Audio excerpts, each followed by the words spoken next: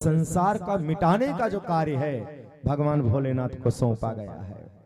और ऐसे भगवान भोलेनाथ का क्रोध यदि आ जाए हो जाए तो किसी को बख्शने वाले नहीं।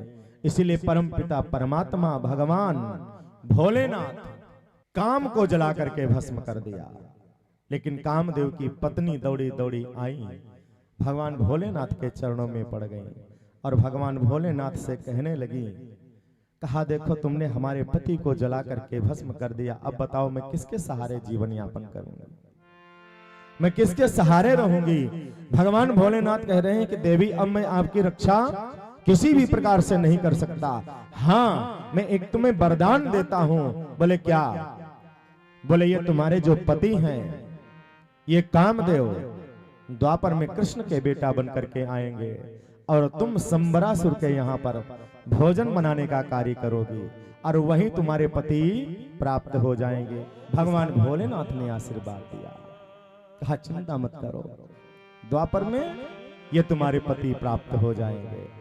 आज वही कामदेव की पत्नी रति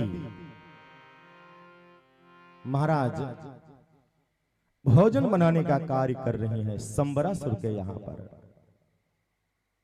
और जिस मछली ने उस बालक को पेट में रखा है, आज मछुआरों ने जाल डाला और वही मछली महाराज उस जाल में फंस गई। और मछुआरे कहां के हैं महाराज? संबरासुर के मछुआरों ने जाल डाला और जाल में मछली फंस गई, मछली बाजार में बेची गई। संबरासुर के सैनिक खरीद करके लेकर के गए और रसोई में दे दिया। और जैसे रसोई में दे दिया, रसोई में मछली गई है, उसी समय नारायण नारायण नारायण नारायण करते हुए कौन आ गया? देवर्षि नारद जी महाराज आ गए। और जब नारद जी महाराज आए, नारद जी ने कहा देवी, बोले हाँ, बोले इसके पेट में एक बालक है, बड़े प्रेम से इसका पेट फाड़ना।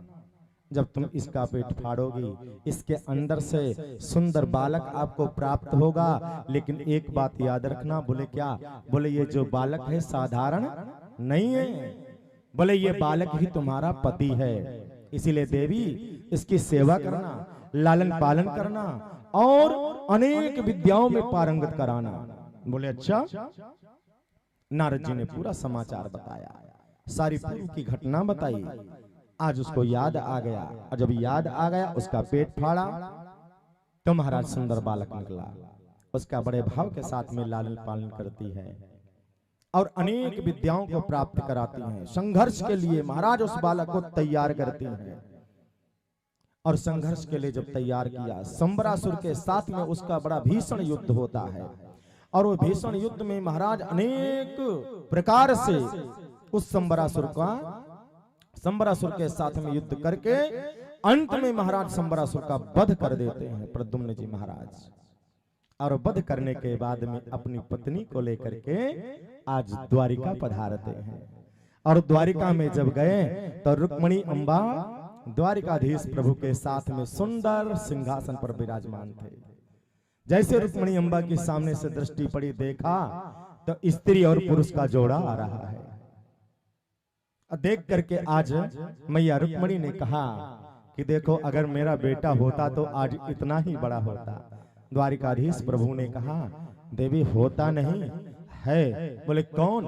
बोले जो सामने से आ रहा है, अकेला नहीं आया है, बहु साथ में ले करके आया है। बोलो वृंदावन बिहारी लाल की जय।